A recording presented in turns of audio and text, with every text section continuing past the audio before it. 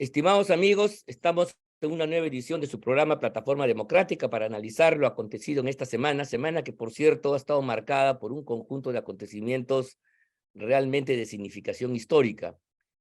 Quiero en primer lugar recordarles a todos ustedes que este es un programa que se transmite por el canal VHTV de Cable Más y las redes sociales de la Coordinadora Republicana y el portal Abeja. Nos encontramos en esta oportunidad con Juan Cheput y Víctor Andrés García Belaúnde. Yo soy Ángel Delgado para llevar a cabo la realización de esta edición.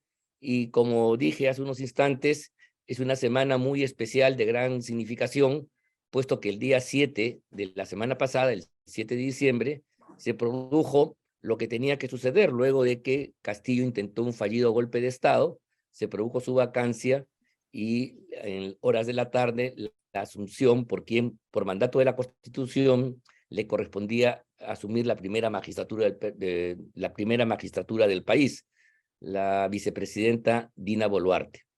Hasta ahí alguien podría pensar que se cerraba un capítulo, pero de hecho, cerrado o no, el hecho es que se inicia una nueva etapa en la cual las fuerzas vinculadas a los partidos oficialistas, unos más, otros menos, se lanzan a un conjunto de actos subversivos en distintas partes del país, seguramente aprovechando las posiciones que habían ganado durante el gobierno de Pedro Castillo, especialmente el control de las prefecturas y subprefecturas y otras instancias del poder estatal, para lanzar, repito, un conjunto de actos que es menester decir las cosas por su nombre, que escapan ampliamente a lo que es una protesta social encauzada dentro del cuadro democrático de naturaleza pacífica, sino por el contrario, eran actos en los cuales la poca presencia de población era sustituida por actos violentistas, atacando propiedad pública y privada, poniendo en peligro la integridad de las personas, asaltando los aeropuertos de la República, especialmente en el sur del país, quemando grifos, asaltando fábricas, causando desmanes, comisarías, etcétera, etcétera, bloqueando carreteras, etcétera, perjudicando a millones de peruanos en sus derechos fundamentales al libre tránsito y sobre todo a la integridad y la salud. Por otro lado, el gobierno de Dina Boluarte en este lapso debió establecer las normas para controlar el orden, suponer de que iba a haber algún tipo de acción de este tipo, no lo ha hecho. Su reacción ha sido demasiado lenta, tardía e incluso media melindrosa, porque quizás o no lo esperaba, no suponía, pero es importante entonces tener este cuadro. Lo que yo creo, para conversar con ustedes, es importante caracterizar lo que se ha venido dando, porque en algunos medios de comunicación, incluso los que están en el campo democrático, hablan de una protesta popular, dan la impresión de que el país entero se ha levantado a favor de Castillo, cosa que no se condice con las encuestas últimas, donde tenía un repudio de casi el 80% de peruanos, y por lo tanto entonces hay una actitud que desarma frente a la necesidad impostergable de restablecer el orden público y también desarma a las fuerzas del orden encargadas de recuperar la tranquilidad. Esto me parece que es un tema importante porque una cosa son las manifestaciones que, por ejemplo, las fuerzas democráticas han desarrollado durante todo el año pasado, ¿no? Y comienzos de este año, movilizaciones que superan en largo el número a los manifestantes en estos distintos lugares, pero en ninguna de esas ha habido muertos, ha habido desmanes, ha habido actos de provocación, ni destrucción de la propiedad pública ni privada. Lo que se trataba era de mostrar a través de un número significativo de peruanos ocupando el espacio público un rechazo al gobierno. Era una forma de dar un mensaje, de generar una opinión pública determinada, cosa que yo creo que se ha hecho con relativo éxito, en la medida que permitió aislar al régimen de Castillo en sus aspectos más antidemocráticos posibles. Pero lo que estamos viviendo ahora no se puede en absoluto comparar con esa gesta si no estamos ante actos violentistas que nos recuerdan sin duda alguna lo que ocurrió en los años 80 y 90, donde el Perú vivió asaltado por fuerzas que querían destruir el régimen democrático. Entonces la pregunta es si la República y el régimen democrático tienen o no capacidad y fuerza para defender sus fueros, proteger a sus habitantes, a sus ciudadanos, o de lo contrario está condenada pues a ser fragilizada por un discurso que algunos exageran, donde la libertad, que es uno de los valores fundamentales, no puede ser usada justamente para negarla, para contradecirla, para aplastarla, como quieren estos actos vandálicos a los cuales hemos comentado. Sobre el particular, yo quisiera, en primer lugar, recabar sus opiniones de ustedes dos, empezando por ti, Vitocho, Víctor Andrés, que nos digas cuál es tu opinión sobre lo ocurrido desde la ascensión de Castillo hasta el día de hoy que estamos realizando este programa. Bueno, te agradezco mucho, Ángel y Juan, también a la presencia y la invitación para estar con ustedes. Como peino canas, evidentemente hablo antes que Juan, lo cual me quita a mí las posibilidades de escuchar sabias palabras como las tuyas, Ángel, que me permiten tener ideas más claras sobre lo que estamos viendo, porque acabo de llegar de un viaje largo. Me fui con un presidente y he rezado con otro presidente. Suele suceder. Entonces, suele suceder. Entonces ando un poco desorientado. A ver, ante todo, el daño al país es inmenso. Es inmenso. Yo creo que esto es como casi una bomba atómica, ¿no? Es decir, el daño, es decir, todos los noticieros internacionales, periódicos, redes, revistas, todos dicen, ¿qué pasa? El Perú es un país ingobernable. 5 o 6 presidentes en 5 o 6 años. Nadie ha dicho eso de Gran Bretaña, que ha tenido 4 o 5 primeros ministros también en 5 años. Nadie lo dice. Porque es un país estable, tiene una reina, un rey, en fin, es un país estable. Aquí no. Aquí hemos tenido una cosa parecida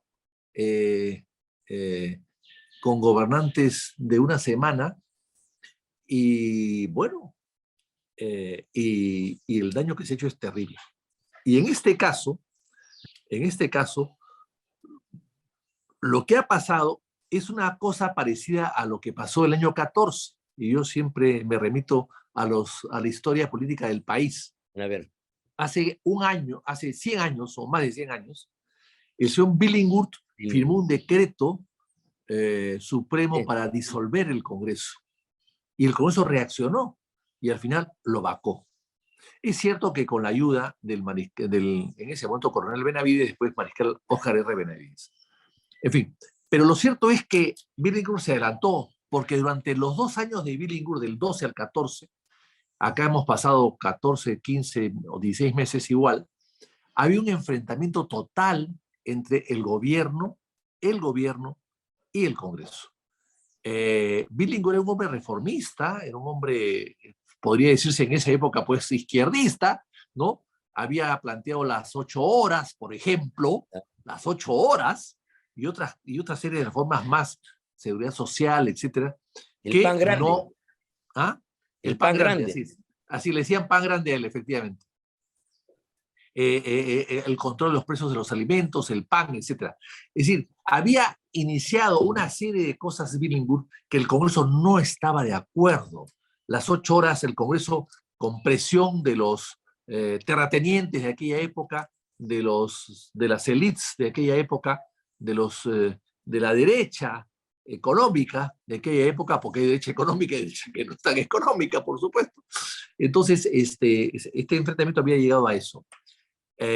Ahora, aquí ha pasado algo parecido, pero algo parecido también pasó en el primer gobierno de Belaúnde del año 63-68, donde también hubo un enfrentamiento constante y permanente del gobierno con el Congreso. Hay que recordar que en esos 5 años del 63 al 68 fueron 11 ministros censurados. 11 ministros censurados. Pero claro, no hubo ministros de poca categoría, ¿no? No. Había a Orlandini, Paniagua, de la Flor, Cueto Fernandini. Cueto Fernandini, Maestro. Francisco Miro Quesada Cantuarias, o sea, era pues gabinetes de lujo, Manuel Velarde Aspíllaga, En fin, era un gabinete Elías Mendoza al final, el último ministro, el Javier gabinete de Silva. Mujica Gallo fue el que cayó, Javier Silva al estaba bloque. Raúl Ferrero, Sí, en fin, había gente de mucho peso, Octavio Mongrú, en fin, el almirante Rotalde de Romaña, en fin, la larga, es decir, pero a pesar de eso, de que censuraron a Paniagua, a Cueto Fernandini, a Mediocasada Cantuarias, a Oscar Treyes, a pesar de esos monstruos censurados, pero a Belaúnde, que tenía la exigencia de la Fuerza Armada de cerrar el Congreso, ciérrele usted, señor presidente, ciérrele usted. Sin embargo, él no lo hizo. Y así pasó la es. historia por no hacerlo. En Uruguay pasó una cosa parecida con Bordaberry, con José María Bordaberry. Y los militares le exigieron a Bordaberry hacer el Congreso. Bordaberry cometió el error de aceptar y lo cerró el Congreso. Y se convirtió en un rehén de los militares. Y luego los militares lo votaron y trajeron pues al general Pacheco, en fin, etc. Así Pacheco es. Areco creo que era, ¿no? Bueno, Pacheco Areco, sí. entonces, hoy día ha pasado algo parecido. Bueno, no parecido, pero unos acontecimientos que derivan en más o menos lo mismo, en el sentido de que este señor durante 14 meses, ahora lo sabemos, o 15, ha ido preparándose para una vacancia, porque como la vacancia se anunció desde el primer día, grave error, sin Grave error. sin mayor motivo, Todavía, simplemente claro. porque era comunista. Bueno, pues en el Perú nadie sabe qué cosa es, el 80-90% del Perú le pregunta qué cosa es comunismo y no saben lo que es. Pero en fin, entonces, con esa excusa de que era comunista, había que vacarlo. Y claro, y hubo dos vacancias de por medio, una de ellas por traición a la patria, por una declaración, me parece absurda. Pero en fin, entonces él se ha ido preparando, ha estado totalmente preparado para una vacancia o para dar un golpe antes de la vacancia. Y eso se presentó ahora, pero mal informado, porque la noche anterior, yo tengo información fidedigna, no había votos, no había 87 votos. Sin embargo, el señor se asusta en la mañana y mal aconsejado o mal informado, cree que sí hay 87 votos y decide cerrar el Congreso. Y lo cierra el Congreso como él es él, un incapaz, un improvisado, un hombre básico, elemental, y quiso dar un golpe elemental, básico también. Bueno, y fracasó. Pero el mensaje presidencial, combata presidencial, donde dice que va a intervenir todos los poderes del Estado, decreta el estado de emergencia, pide el decomiso de armas, etcétera, toque de queda, etcétera, todo eso es un mensaje oficial del golpe de Estado. Y el Congreso reacciona rápidamente y lo saca. Entonces, ahí él se adelantó, quiso pegar primero y le salió el tiro por la culata, como decimos en mi pueblo. Eso es lo que ha pasado. Ahora, que haya países que no aceptan esto, como López Obrador en México, que a propósito, López Obrador estuvo 7 meses en casi huelga de hambre porque dijo que le habían robado las elecciones porque había perdido por 0.2% sus contra Calderón, el presidente Calderón, y se declaró en rebeldía casi como un presidente moral de México. Y luego, cuando era oposición, que ahora no ha hecho nada, acusó al gobierno mexicano y los intermediarios de una empresa mexicana con Repsol de ser intermediarios y ganarse más de 3.000 millones de dólares en la venta del gas peruano que salía del Perú, de Melchorita, a muy bajo precio y que llegaba al hogar de los mexicanos a muy alto precio. Eso lo denunció. Pero claro, ahora que es presidente, se olvida de eso, porque sigue el negocio igual. No creo que haya cambiado. Entonces, con todas esas alternativas, yo me pregunto, ¿dónde estamos? O sea, evidentemente aquí no hay, el pueblo no ha salido a las calles, ha salido una minoría a las calles. He visto el comunicado de la región Ayacucho, condenando los muertos y el abuso de la Fuerza Armada, etcétera, etcétera, etcétera. La pregunta es, ¿condenan los actos de violencia? ¿Condenan o exhortan a la Fuerza Armada a no usar armas? Pero exhortan el Congreso, la región de Ayacucho exhorta a su población, a sus conciudadanos, a que no usen la violencia, a que no usen armas hechizas, a que no atenten contra la vida de otras personas y también de los cuidados, de los custodios del orden? O sea, asaltar un aeropuerto no es un acto de violencia, no es un acto de barbarie, de salvajismo, no es un acto de turbas desclasadas. Ese no es el pueblo. Y vemos en el caso de Leche Gloria, donde han entrado a robar leche. Yo entiendo que hay hambre, que hay problemas económicos muy graves. En Europa, por ejemplo, los supermercados, siempre ha habido robos en supermercados en todas partes del mundo. Hay un porcentaje que los dueños de supermercados dedican a la sustracción indebida de unos productos, porque claro, que están todos los productos a la mano, no, un producto y te lo llevan. Antes, dicen en Europa hace poco, antes solamente robaban cosas muy caras en un supermercado.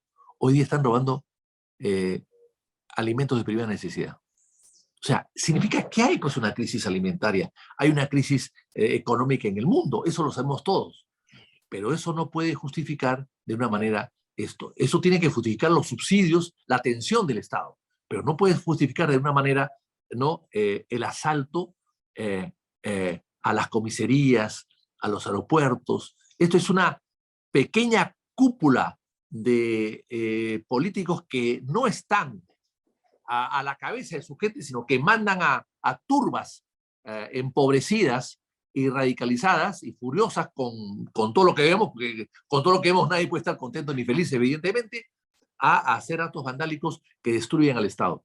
Y lo que se ha hecho es terrible para el país y la señora Dina Boluarte ha nombrado, a mi modo de ver, dos personas que no son las más preparadas para este momento tan complicado. El primer ministro, que se le ve un hombre bonachón, pero nada más que eso, y a un ministro de Interior que parecería que además tiene resistencia en la policía por sus propios antecedentes. Entonces, Claro. yo creo que eso tiene que corregirlo la señora Boluarte y el llamado a elecciones está bien, es la única solución en crisis. Hizo mal en no decirlo el primer momento, el primer día.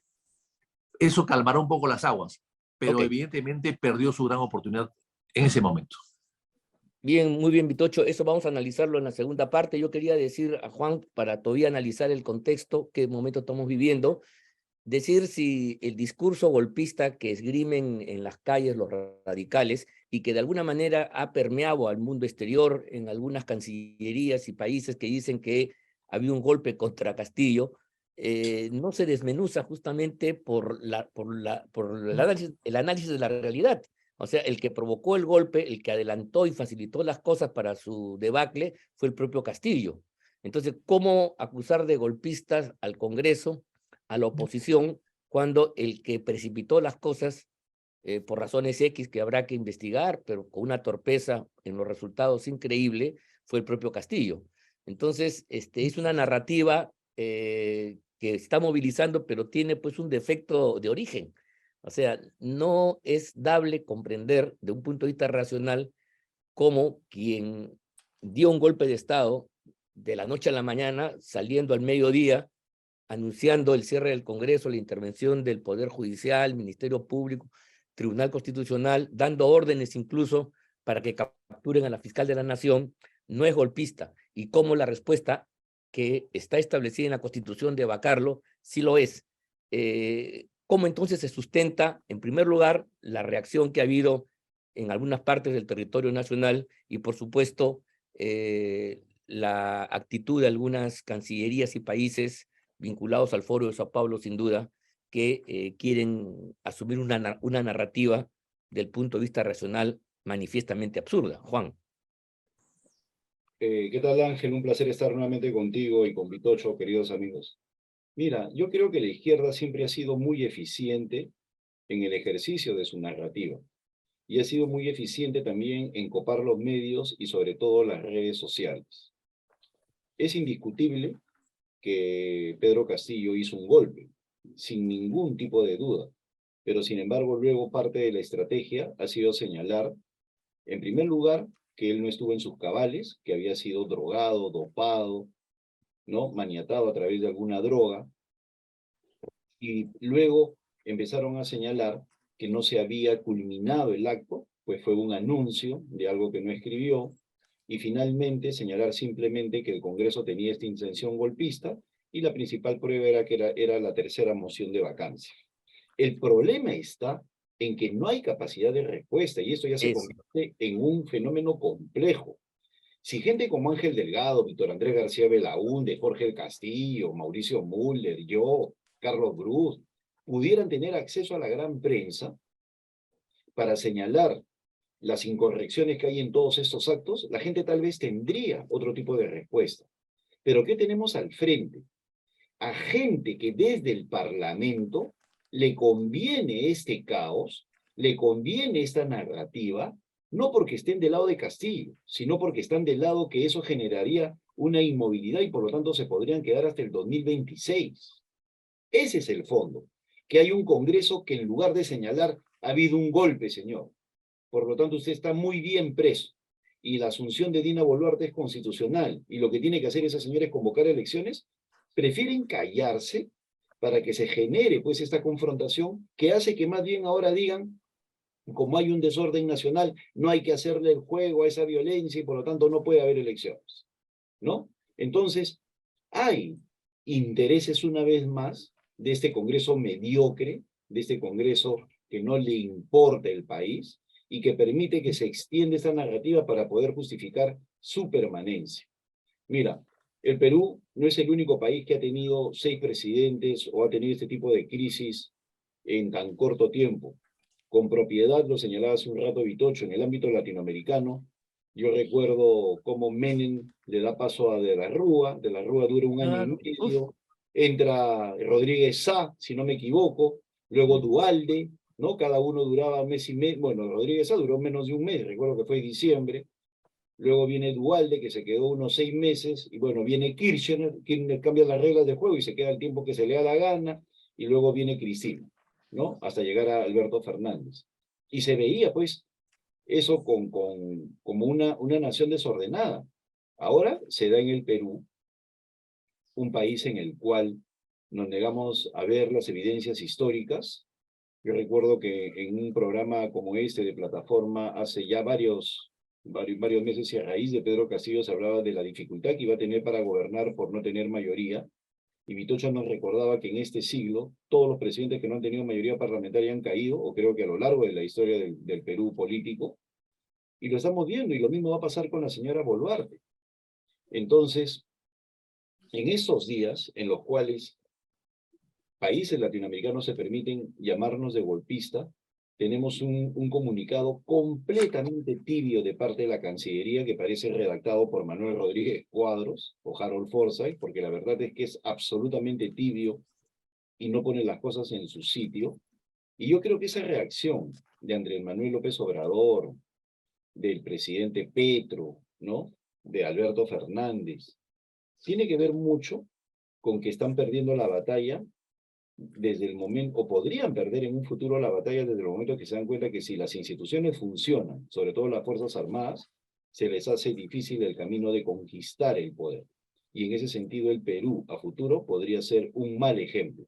Por eso hay que llamar golpe a lo que no lo es, ¿no? Para que de esa manera no exista la posibilidad que las Fuerzas Armadas institucionalmente digan que, de acuerdo a su alineamiento con la Constitución, no van a favorecer un golpe de Estado y que más bien van a cerrar filas alrededor de la Constitución. Esa narrativa, que no tiene eco en los políticos, porque simplemente los parlamentarios no la difunden, los actuales parlamentarios, sería la mejor respuesta a Andrés Manuel López Obrador y compañía. Pero no se hace porque, como señalé hace un instante, nuestros parlamentarios quieren quedarse. Por eso es que ahora están con la cantaleta de que primero las reformas y luego, Claro. las elecciones, porque si no hay reformas no hay elecciones. A eso quieren llegar, cuando las reformas no son necesarias para que haya elecciones. Pero en fin, eso podrá ser materia de una discusión más adelante. Sí, muy bien, Juan. Efectivamente, comparto lo dicho por tu persona. Señalar además de que tenemos que pasar al otro tema, que es el que tú ya has tocado, la respuesta que aparentemente podría solucionar el problema.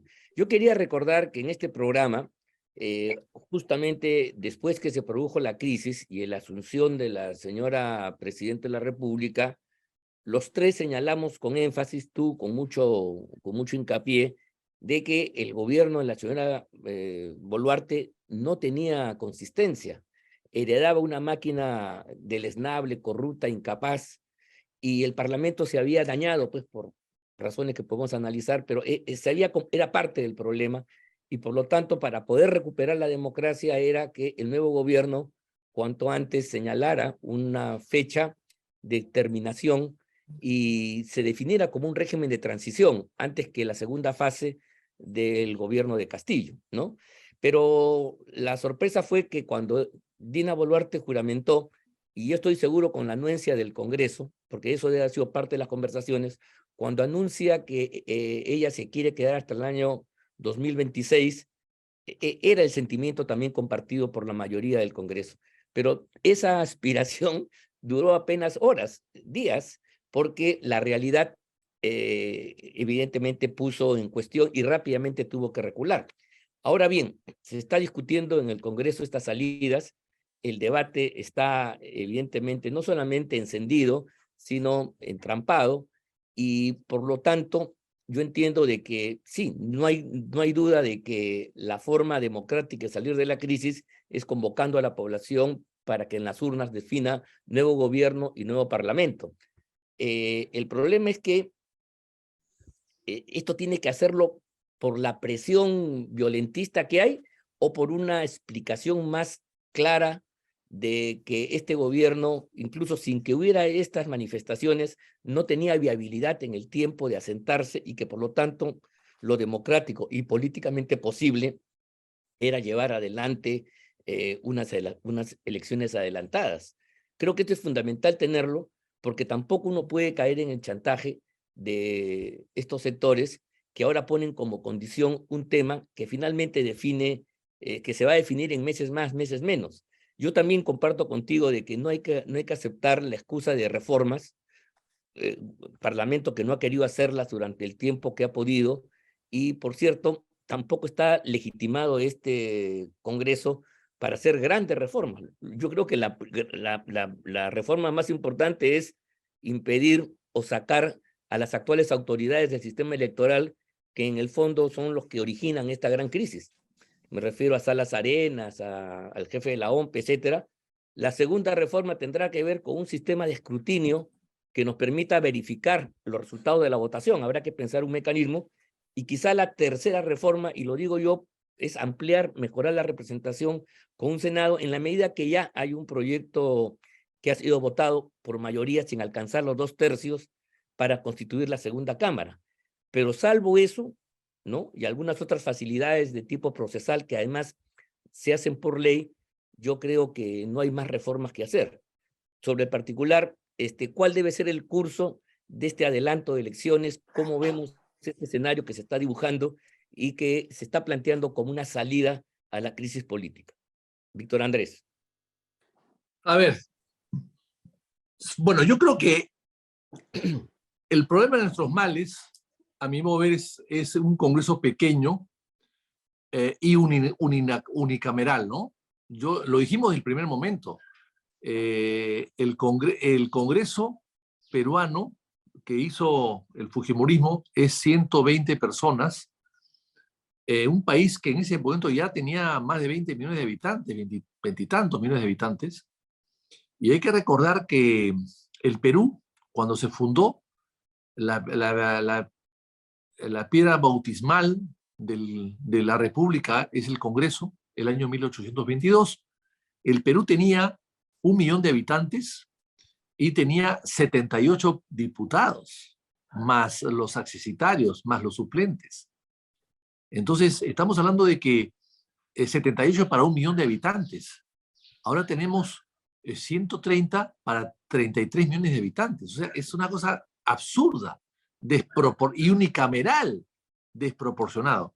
Claro, Fujimori y Montesinos idearon esto, porque esto lo ideó evidentemente Montesinos más que Fujimori, para controlar el Congreso. Tan es así de que por unos cuantos votos, hay que ver pues el video de Curi Montesinos, unos cuantos votos, tú lograbas manejar el Congreso. Te comprabas a 5 congresistas o a 10 y ya lo manejabas el Congreso. Y eso es lo que pasa ahora con los niños. Y eso sí lo entendió Castillo desde el primer momento. Hay que comprar, comprar y comprar. Bueno, compraron lo suficiente para no llegar nunca a 87 votos. Y basados en esa tranquilidad de tener un Congreso comprado, han hecho lo que han querido en 15, 16 meses. Han puesto ministros cualquiera, a ministros sin ningún tipo de capacidad, ni por supuesto conducta ética, han vendido cargos, $20,000, 20,000 soles para ser canciller, para ser ministro de aquí, de allá, para ser presidente de Petroperú, para ser 200,000 soles para ser jefe de la DINI. Todo eso se ha dicho. Entonces, la licencia que tuvo Castillo para hacer lo que quiere en el gobierno, saquear el gobierno con sus amigos y sus familiares, era porque estaba seguro que ya había comprado el Congreso.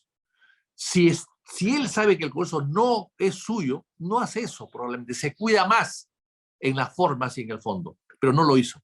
Entonces, claro, con todo esto, yo creo que hay 3 o 4 cosas que hacer. En primer lugar, cambiar la OMPE y cambiar al presidente del Jurado Nacional de Elecciones. ¿Cómo?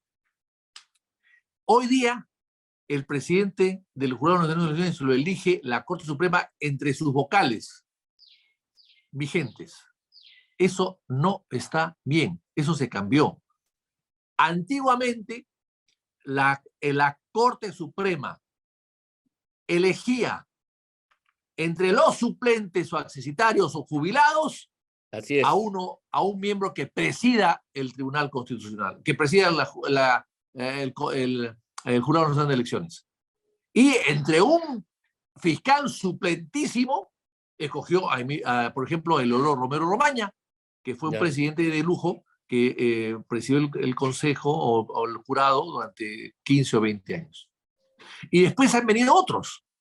A mi padre García Rada lo eligieron porque era vocal cesante.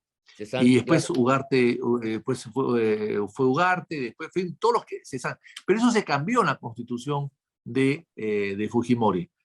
¿Por qué? Porque hoy día ustedes ven cómo luchan hasta en la televisión para ser presidente de la Corte. Bueno, eso pasa lo mismo para ser presidente del jurado dentro de la Corte. Es parte de la carrera, es parte de la carrera. Así es parte. Y eso está mal. Eso hay que cambiar. Por eso es que la Corte ahora no puede soltar a Salas Arenas, porque Salas Arenas es un voto para elegir al presidente. Y es un voto para elegir a los presidentes de sala. Todo está bien amarrado. Bien amarrado. Eso hay que cambiarlo. Y la OMPE, por supuesto que también. Y en segundo lugar, hay que eliminar la no reelección. Y en tercer lugar, crear el Senado que represente a la unidad nacional. No hay una unidad en el Congreso. Está atomizado y no hay unidad. ¿Por qué? Porque representan a provincias todos los que están ahí. Nadie representa a la República en su totalidad. Nadie. Bueno, eso hay que hacerlo. Tiene que haber una instancia diferente que represente a la unidad de la República. Y eso no lo está. O sea, yo creo que son 3 reformas fundamentales. Juan, estimado, a ver, sobre el particular. Sí, yo quisiera señalar que yo creo que uno de los problemas existentes es creer que estamos en condiciones normales. Yo también apuesto por las reformas fundamentales que ha planteado Vitocho, la no reelección, la bicameralidad, y algo que no tiene que ver con la Constitución, que es remover a los titulares de la OMPE y del Jurado Nacional de Elecciones. Pero eso se dificulta en una circunstancia en que hay un Congreso en el cual hay delincuentes. No nos olvidemos que hace tan solo 10 días, el señor Marrufo con la señora Sara Goday señalaron que le dieron 9 millones de soles a Pedro Castillo. 5 millones para él y 4 millones para repartir entre 50 parlamentarios. ¿Para qué? Para que no votaran por la vacancia en diciembre del año pasado. Entonces, 80,000 soles por cabeza es algo que, por ejemplo, ustedes no me dejarán que me falle la memoria, cuando fue el problema de los sobres en el Senado brasileño, o de los pagos a los senadores también en Argentina, cayeron los gobiernos. Sin embargo, acá no pasa nada. Sale una noticia de esa magnitud y no pasa absolutamente nada. Nada de nada, ni siquiera hay cuestionamiento mediático, sabiendo de que ha habido 50 parlamentarios que han recibido un dineral para cambiar el sentido de su voto. Bueno, no podemos esperar de ese Parlamento reformas. Y en ese sentido, suscribo lo señalado por el expresidente Ollantumala la semana pasada en RPP. Olvídense de que este Congreso va a impulsar reformas, o sea, es iluso, fue la palabra que él utilizó. Yo diría, no tiene ni la capacidad política ni la intención de querer hacer reformas, y más bien lo está utilizando como pretexto para dilatar el tema de las elecciones. Por eso lo único que queda es un empuje popular. Ahora, ¿qué se puede hacer en el interín? Pues yo creo que la señora Dina Boluarte tiene que imitar a Valentín Paniagua en 4 cosas. En primer lugar, hacer esfuerzos para que tenga un gabinete realmente de notables, y no la pantomima que tiene ahorita de gabinete, que no tiene nada de peso político, con un fantasmal presidente del Consejo de Ministros. Que ya dijo, que nada garantiza, o sea, se contradice permanentemente con la presidenta, que nada garantiza que las elecciones sean en el 2023, que eso no ha dicho la presidenta, que puede ser 2024, y Dios sabe cuándo. Ya lo dijo. Eso, en primer lugar, la reconstitución del gabinete. En segundo lugar, una agenda mínima. Y esa agenda mínima solamente debe tener 3 puntos. El primero, conducir elecciones libres, transparentes y limpias, máximo en abril de 2024. Coloco como máximo abril del 2024, ponerse ese objetivo. En segundo lugar, igualito que Paniagua, reformular los organismos electorales. Paniagua lo hizo. Colocó inclusive, paradójicamente, al causante de los actores estropicios, al señor Tuesta, como jefe de la OMPE, por poner un ejemplo. Y en tercer Así lugar, es. recuperar la institucionalidad. Esa es la agenda mínima de una presidenta de transición, y no tiene por qué meterse en otro tipo de cosas, grandes reformas, porque le da los fundamentos, le genera las condiciones para que este Congreso, que no quiere irse de ninguna manera, miren, la discusión de ayer, tengan discusiones como la de ayer. Yo ayer he dedicado 3 horas más o menos a ver el canal del Congreso, pero con una pena profunda del nivel del debate. O sea, me apena tener que hablar de colegas bueno, yo he sido parlamentario, ahora son personas en ejercicio de la actividad parlamentaria, pero de verdad, lo que le está pasando al Perú en su representación parlamentaria es penoso. Y para terminar, Fujimori, y lo dice Yohamovich, si no me equivoco, redujo la Cámara a 120 para poder manejarla a su antojo. Era imposible que con 120 diputados y 60 senadores él pudiera hacer lo que se le da la gana. Era imposible. O 180, si no me acuerdo en algún momento. 180, ¿no? Sí, 180 y 60. Entonces, en una circunstancia como la actual y lo estamos viviendo, es fácil controlarlo, y eso tiene que acabar. Pero este Congreso no lo va a hacer. La agenda mínima de Boluarte debe ser la que he mencionado. Eso le quita estrés al sistema, le quita generadores de crisis. Ella se aboca a lo elemental, porque es de transición, y que sea un próximo parlamento el que haga las reformas fundamentales. Las elecciones del 2024, como máximo, van a ser con las mismas reglas de juego, y tampoco hay que tenerle miedo a eso. Sí, efectivamente, porque más malo que lo que tenemos, nada. Aunque siempre puede ser peor, pero por lo menos hay una esperanza, y yo espero que los peruanos entendamos pues que no podemos repetir los errores del año, Pero mira, ya que queremos, año pasado. si me permites, Ángel, ese dilema ya lo discutió Aristóteles. Sí, claro. Aristóteles menciona una fábula de Esopo, con la cual Esopo libró de la muerte a un grupo de delincuentes. Y decía, si asesinamos a esos delincuentes, van a venir peores delincuentes. Eso lo dice Aristóteles. Y menciona la fábula de Esopo, que había una zorra que tenía unas garrapatas, y las garrapatas estaban con el vientre lleno de sangre, y la zorra se negaba a sacudir el lomo para que se vayan esas garrapatas y vengan otras con el estómago vacío. Entonces ella decía, mejor estoy así, ¿no? Y con ese argumento convenció a los jueces de que no había de ejecutar a un grupo de delincuentes. Lo mismo están haciendo ahora. Nos venden la idea falsa de que lo que viene va a ser peor, cuando el derecho a elegir y una nueva opción siempre es mejor que el statu quo. Otra cosa, mi querido Juan, hay que añadir Claro, lo que está es libre, pasando en pues el sí, Parlamento Europeo. Ah, por supuesto. La vicepresidenta del Parlamento Europeo, de origen griego, ha sido acusada, todavía no es culpable de nada, pero ha sido Obvio. acusada de recibir dinero sí, de Qatar para Así favorecer es. a los catarines en el tema el Mundial. del Ujú. Mundial. Pero ya fue destituida al toque. Así es.